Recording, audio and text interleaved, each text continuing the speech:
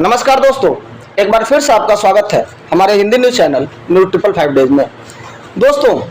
आपने देखा कि पूरे देश में चुनावी सरगर्मियां जोरों पर है और प्रत्येक पार्टी दल अपने अपने चुनावी प्रचार में होड़ के साथ जनता के बीच में उतर चुके हैं। आरोप प्रत्यारोप का सिलसिला जारी है और इसी बीच तरह तरह के राजनीतिक दाव पेच और आंकड़े दिख रहे हैं। दोस्तों, आज हम आइए बात करते हैं बिहार के राजनीतिक। दोस्तों, जैसा कि देखा गया था कि बिहार के राजनीति में मुख्य रूप से भारतीय जनता पार्टी और आरजेडी तथा जेडीयू, ये तीन ही मुख्य पार्टियां हमेशा से भूमिका निभाते आई हैं, जिनके हाथ में सत्ता किसी न किसी माध्यम से रही है। लेकिन दोस्तों, मौजूदा समय में हालात ये हैं कि जिस तरह से भारतीय जनता पार्टी ने टिकट का बंटवारा किया, उसके बाद बिहार के बहुत सारे कुछ ऐसे गणमान्य चेहरे और बहुत सारे लोगों के बीच में ऐसा भ्रम फैलाना शुरू कर दिया गया कि भारतीय जनता पार्टी ने बिहार में फॉरवर्ड विरोधी रवैया अपनाया है। और ऐसा इसलिए कहा गया क्योंकि बिहार में कुछ नए चेहरे जो अभी नौसिखिए चेहरे हैं, उन्होंने ये मान बैठा था कि भारतीय जनता पार्टी इस बार लोकसभा चुनाव का टिकट उनको देने जा रही है। लेकिन इत्तेफाकन भारतीय जनता पार्टी ने ऐसा कुछ नहीं किया और एक उम्मीदवार पवन सिंह जी, जिनको टिकट आसनसोल से दिया गया था, उन्होंने खुद ही चुनाव लड़ने से मना कर दिया, क्योंकि ये सारे चहेते ये चाहते थे कि उनको टिकट उनके गृह क्षेत्र से दिया जाए।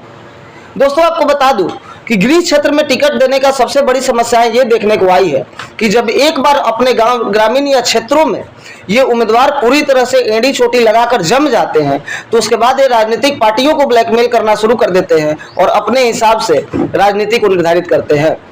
जिसका खामियाजा आज भी आपका बिहार भुगत रहा है। और आज भी आपके बिहार में जहां जहां क्षेत्रीय प्रत्याशी या क्षेत्रीय लोग हैं, वहां वो जम चुके हैं और वहां राजनीतिक पार्टियां भी अपने को विवश पाती है। और इसलिए भारतीय जनता पार्टी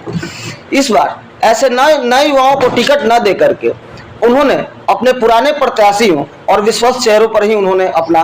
विश्वास जताया। जिसके बाद फिर क्या था, ये जो नए चेहरे थे, जो ये मान बैठे थे कि हम भविष्य के आने वाले मुख्यमंत्री, विधायक और एमपी हैं, इनको मिर्ची लग गई और इन्होंने एक वहम फैलाना शुरू किया कि भारतीय जनता पार्टी ने जातीयता के आधार पर बिहार में टिकट का बंटवारा किया। इसके बाद ये सारे नए चेहरे, जिसमें देखा जा रहा है कि काराकाट विधानसभा,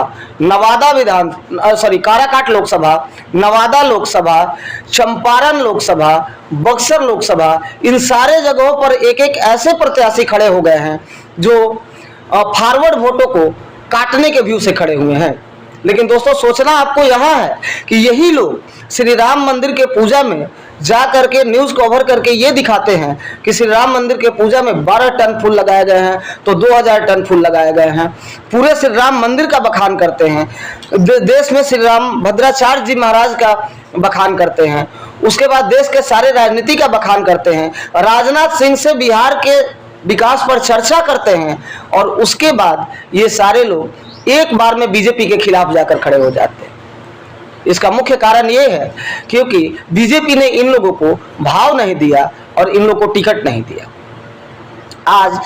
भारतीय जनता पार्टी के सारे उम्मीदवारों के विपक्ष में ये सारे नए चेहरे एक एक करके निर्दलीय उम्मीदवार के रूप में बिहार में खड़े हो गए हैं, जिससे भारतीय जनता पार्टी को हानि पहुंचाना चाहते हैं। लेकिन सोचना बिहार की जनता को ये है कि मैं ये नहीं कहता कि आप वोट किसको दो या किसको ना दो, लेकिन मैं ये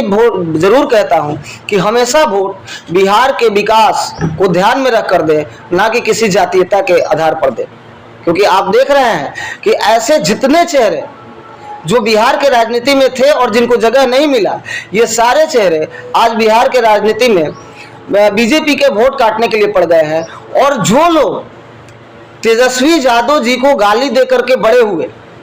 तेजस्वी यादव जी को युवराज बता रहे थे, ये बता रहे थे कि हमने सरकार गिरा दिया, आज वही लोग बीजेपी के खिलाफ खड़े हैं और उनका वोट काट रहे हैं, जिसमें सीधा फायदा आरजेडी को मिल रहा है। मतलब अब आप समझिए कि ये आज तक जो खेल चलता आ रहा था और लोग हिंदुत्व के साथ रहने का दिखावा कर रहे थे, एक्चुअल में ये कोई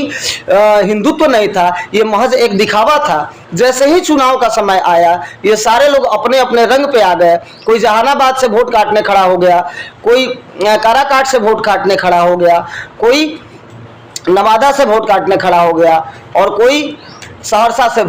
चंपारण से वोट काटने खड़ा हो गया। अब जरा इनसे पूछा जाए कि इनकी राष्ट्रभक्ति, इनकी धर्म भक्ति कहाँ चली गई, जो आज तक ये हिंदू राष्ट्र की तरफ कूच कर रहे थे, अपने आप को सबसे बड़े हिंदूवादी नेता बता रहे थे। आज ये लोग निर्दलीय लड़ करके अपने उसी पार्टी का वोट क्यों काटना चाहते हैं जिसके साथ ये हमेशा चोंच में चोंच मिलाते आए हैं। ये भी देखा गया था कि भारतीय जनता पार्टी के बड़े बड़े नेता इन लोगों के घर जा चुके हैं, और इसके बावजूद भी अगर ये इस पार्टी का वोट काटने उतरे हैं, मतलब राजनीति कहीं और थी, फायदा किसी और को पहुंचाना था। आज तक जो आप देखते आ रहे थे ये महज एक दिखावा था। और यही लोग जो बिहार के विकास की बात करते हैं, ये लोग बिहार के युवाओं के भविष्य को निर्धारित करेंगे, जो खुद ही अपने स्वार्थ बस आकर, अपने एजेंडे से हटकर, अपने राजनीतिक स्वार्थ के लिए पलटी मार करके उसी पार्टी के विरोध में खड़े हैं कल तक जिनके ये तलवे चाटा करते थे। राकेश कुमार पांडे की report, news 555 days, Patna bureau. Rakesh Kumar Pandey की report, news 555 days, Ayodhya bureau.